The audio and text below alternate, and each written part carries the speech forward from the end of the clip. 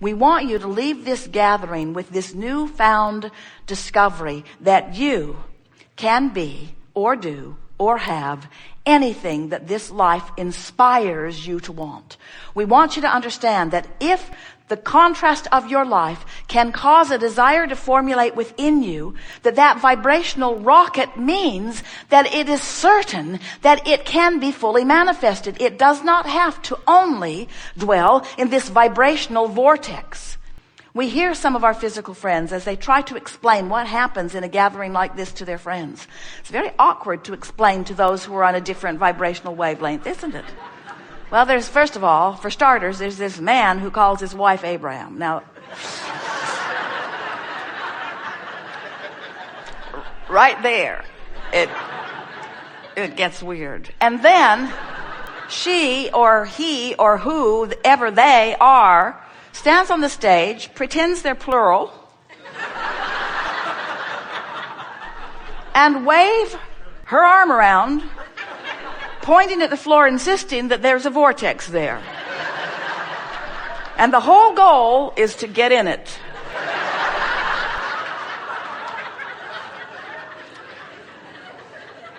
We know. Hard to explain.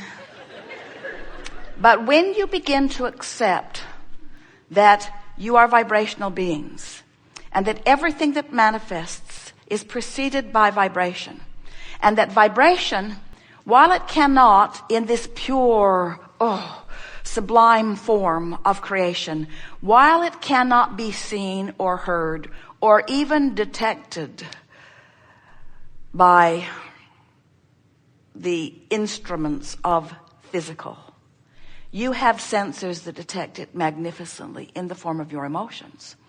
And when you let your emotions guide you, you can bring yourself again and again deliberately into vibrational alignment with this broader part of you. And as you learn to consistently maintain in a more habitual pattern the frequency of this real-time creation in this vortex, it must manifest. It must manifest. And in fact, everything that is manifested has come about just like that. What we're asking you to do is to not need the physical evidence for just a little while you feel for the emotional evidence. And if you will let the emotional evidence of improved feeling be what you are reaching for, so that you are satisfied to focus yourself into the vortex for the feeling of relief that releasing resistance gives you, it is our promise to you, your life will get better and better and better.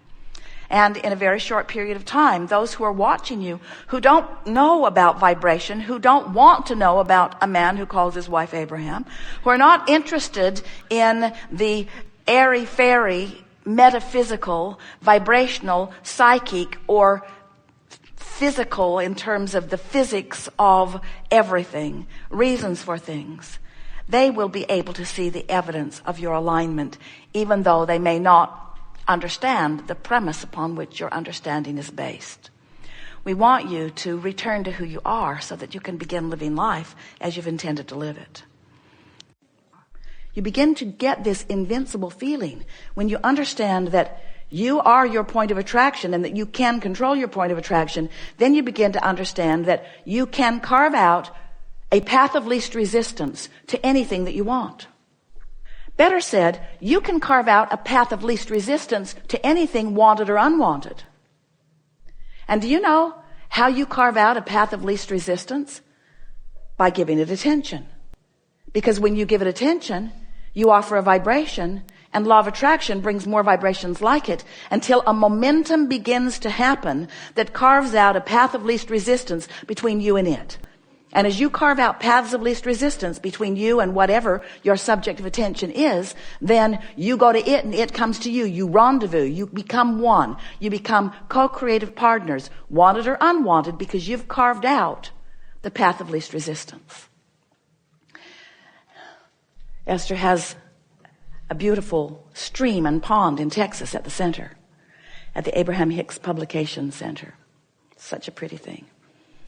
And the stream, when it was first put in, was so clear. The fish were so beautiful. But over the years, it became increasingly cloudy until Esther realized she couldn't see the fish.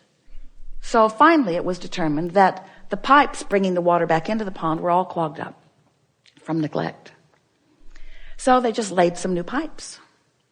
It was easier than digging the old ones out. It was easier than trying to clean the old ones out. They tried all of that. They just laid new pipes from the pump to the pond.